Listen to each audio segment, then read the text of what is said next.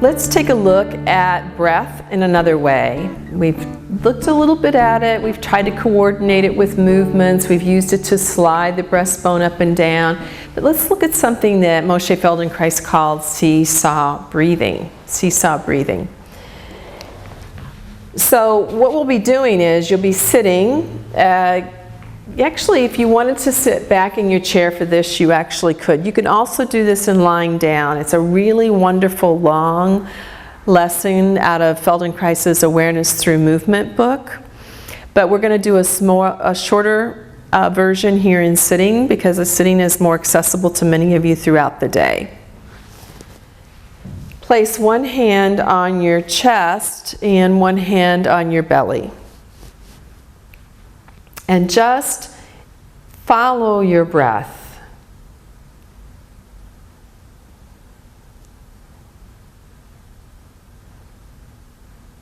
Notice which hand rises first, which hand rises second. What happens underneath these hands as you breathe in and out?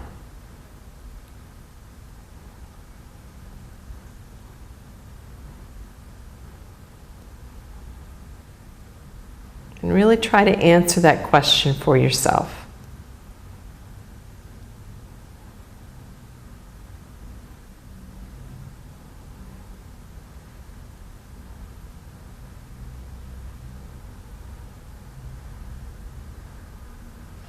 Good. So now we're going to play with an image of breathing in a small sphere or ball of air. We don't want to take great big giant breaths, but we need to take enough that we can get the idea. Once we have the idea, you can maybe take smaller breaths. And we're going to breathe a ball of air into the belly. Now, a ball is 360 degrees.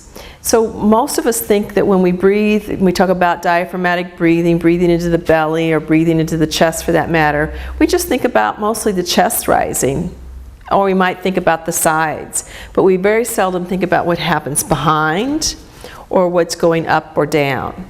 We want to see if we can tune into that image a little bit more clearly. So you can come back to a hand on the chest, hand on the belly, and you can switch your hands if you like, or stay with the same one. And now when you take in your next breath, breathe in as if you're breathing a ball of air into the belly.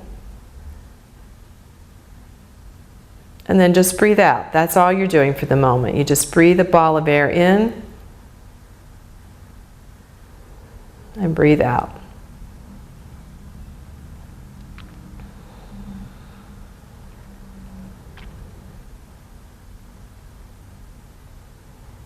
So after you've done 2 or 3 or 4 of those, and you kind of have an idea, yeah, I can breathe in there. Now let's try breathing a ball of air into the chest.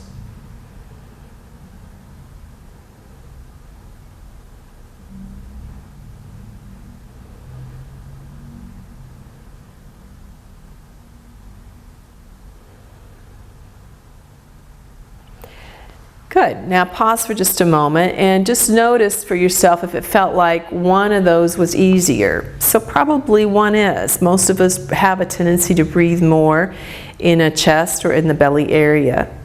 Let's come back and do it a couple more times for you to compare that, and also for you to notice whether or not you have the ball sensation, or really if you only feel movement across the front.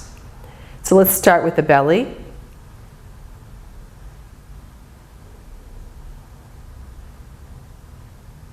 Can you feel if anything happens in the low back? Or in the pelvic floor, that area where your genitals and that tissue between your hip joints and your tailbone and your pubic bone is at?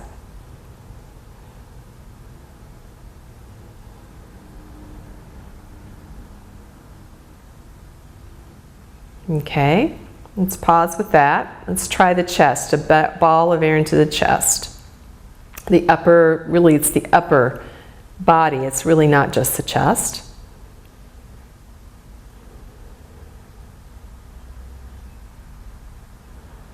And do you feel any sense of anything happening underneath your armpits?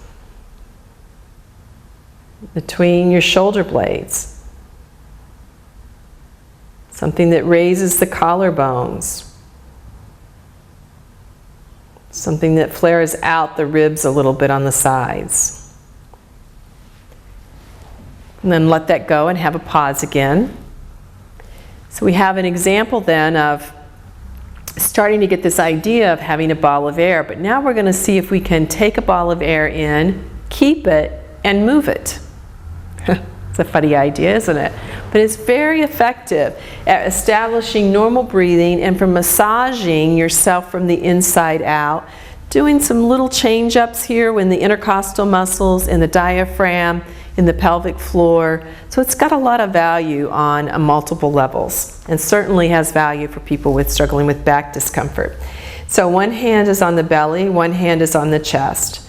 Take a ball of air into your belly and keep it. And then with that ball that you have in the belly, push it up into the chest and then let it out. And when you breathe here, please try to breathe through your nose if possible. If you don't normally breathe through your nose, I understand. But if you do normally breathe through your nose, don't revert to mouth breathing at this point. Again, a breath into the belly, a ball into the belly, into the low back, into the pelvic floor. Keep it, push it up into the chest. Let it go. Okay, let's see if we can keep it even longer this time. We're going to push it up into the chest, then back down into the belly. A ball of air into the belly. Keep it, push it up into the chest, push it back down to the belly. Good, and let it go. Again, breath into the belly. Push it up into the chest, push it down into the belly, push it back up into the chest, push it down into the belly, let it go. And pause and wait for a moment. Now the idea is not that you hold your breath here, but it is to learn to maybe not breathe in and out with every single movement. You can learn to seesaw this ball of air back and forth, this movement, really without the breath at all. But the breath makes a very nice container or use, or I'm not just constraint, I would say. So let's see if you now in your own timing, a few times, you can take a breath into the belly, seesaw it back and forth several times, whatever's right for you before you breathe out. Don't let yourself turn blue or get uncomfortable. Breathe out when you need to.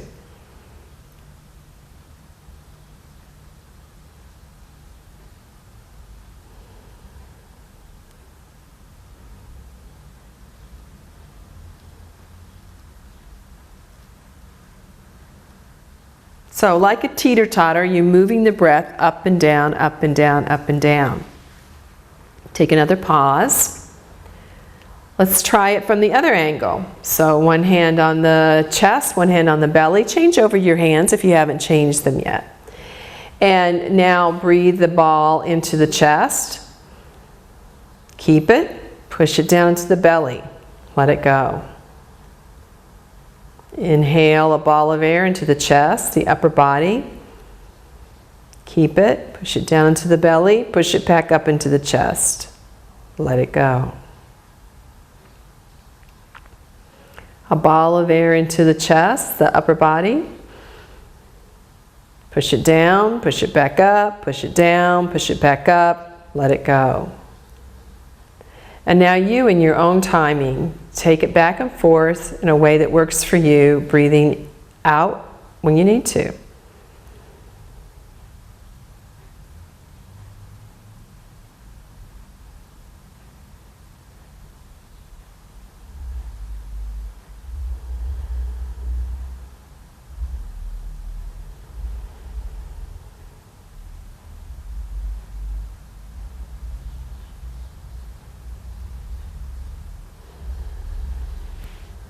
And then pause and rest.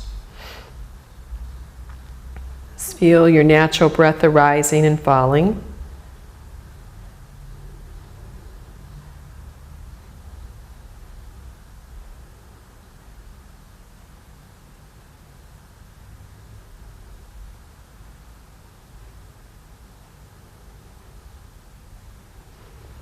Good. So what we're going to do now is we're going to do that quicker and lighter. So that it might be a little more obvious to you if you're able to do it quicker and lighter. You may still be struggling to figure out, how in the world am I supposed to move this breath? Doesn't make any sense. So let's try quicker and lighter. So one hand on the belly, one hand on the chest. You take a breath in to the belly. Let's start there. And then move it light and quick. Breathe out when you need to. Next time you can take it into your chest.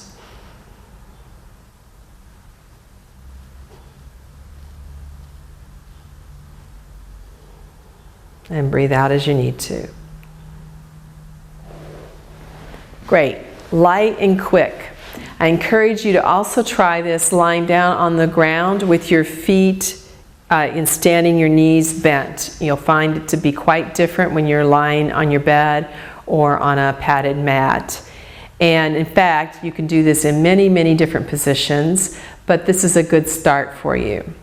Another thing I'd like to encourage you to try when you feel like you've gotten a little bit more advanced, so you think, man, I've got this down, I'm ready to try for something a little bit more interesting, go to the diagonals. So you actually would take a breath into the upper, say, right chest and push it down into the left belly.